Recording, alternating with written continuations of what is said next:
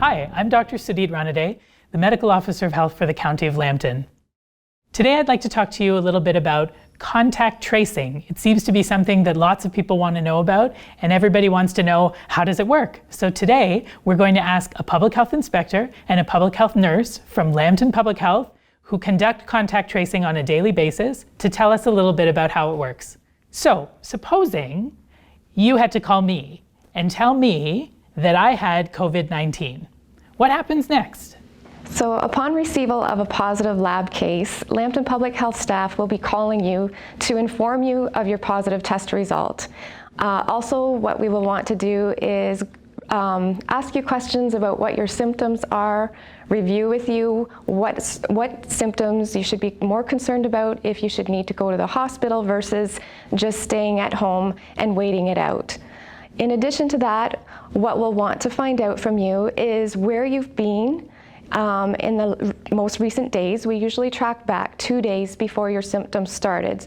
So we would want to establish what date your symptoms began exhibiting, track back 2 days, where have you been, who have you been with, were you at certain events, just so that we can track those people in follow-up so that we can inform them that they've been a contact of a case. We would keep your name totally confidential, but we would just let them know that they've been a contact of a case on this date at this place. And then we can empower them with strategies that they can implement in order to hopefully stop the transmission of the virus with them so that they're not transmitting it to their family members or to their coworkers or the community at large. You mentioned that you would ask where I had been, and so what if I had been to like a grocery store? Would you need to know the names of all of the people in that store? No. So people that you may have come into contact with in a grocery store are considered transient contacts.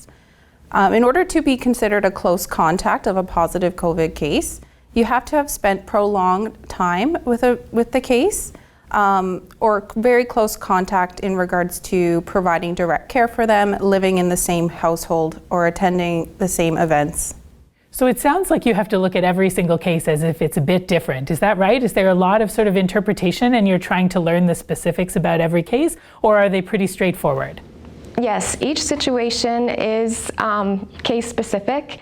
We need to determine, or once we determine if you are a transient contact, you may only need to self-monitor yourself for signs and symptoms of the virus for the next 14 days. But you can still continue to go to work and do your daily activities while still physically distancing.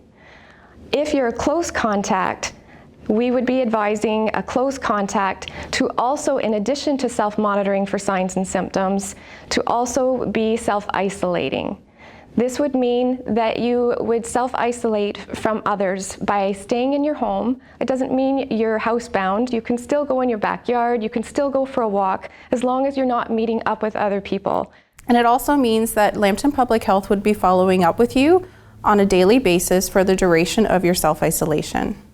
We would be monitoring you for signs and symptoms of the onset of COVID-19, and then further directing you from there if you do develop signs and symptoms. We would refer you for testing at that point. So what happens if you go through what I've been doing and I suddenly remember that there was something else that I did and we've stopped talking, and so should I get back in touch with you and tell you about something that I did? Absolutely. So with every interview that's conducted and every contact tracing, we advise our clients to give us a call back if there's something that they suddenly remember. Every little piece of information, though you might not think is significant, can end up being a significant part of the investigation. So we encourage all our clients to call us back. They do have our contact information. And in addition, we do contact all our cases and contacts on a daily basis. So that way, if there's something that you've forgotten, you can also tell us when we're in contact with you the next day. Case and contact tracing seems to be a complicated process, but it's great that we have you folks who are trained and you know what you're doing, and you're asking all these great questions and making sure that you keep everybody in the community safe from COVID-19. So thank you so much for the work that you're doing.